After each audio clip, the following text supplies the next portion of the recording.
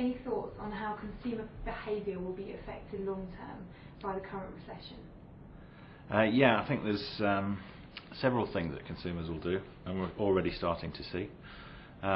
Firstly, they are more likely to do the research, study the markets, what's the greatest value, where does that value lie, than I think we've ever seen before, and I think that will probably continue.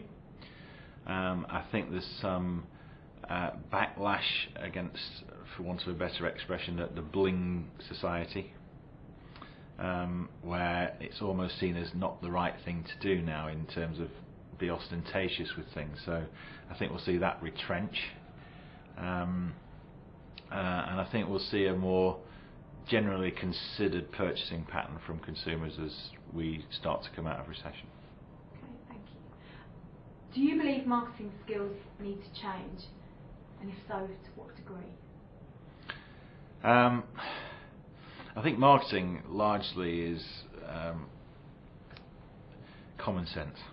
I think it's a vastly underrated commodity in any business.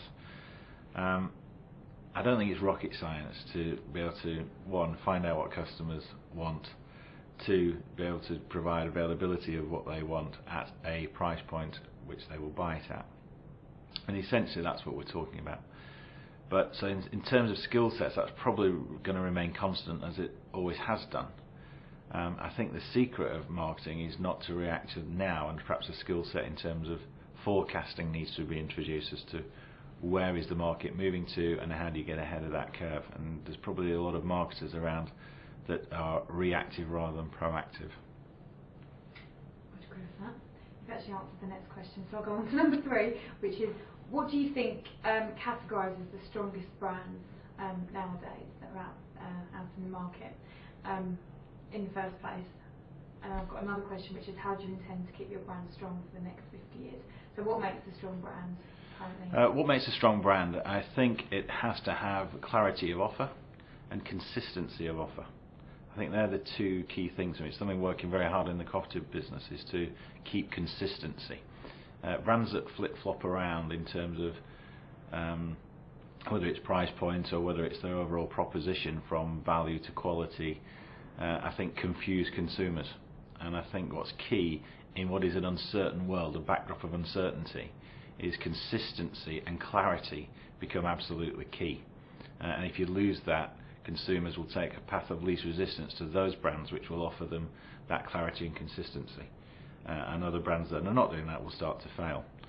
I don't think either you can escape as a strong brand away from strong balance sheets, particularly in today's climate. And we'll see brands that are overburdened with debt start to fail because they won't be able to deliver the value that consumers are looking for.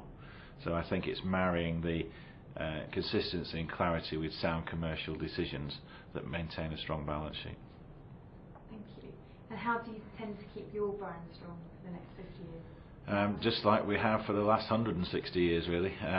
We are true to our values and principles. I think we need to operationalise those values and principles perhaps better than we have done in the past, and that we are starting to do now, where we are demonstrably different to any competitors. So our whole business model is what supports our brand. Our members own our business. Our members will have a say in how our business is run, and that gives us an ability to make long-term strategic decisions rather than short-term financial decisions. And that's what will keep the Co-operative Group moving forward, onwards and upwards as we go into the next 50 years.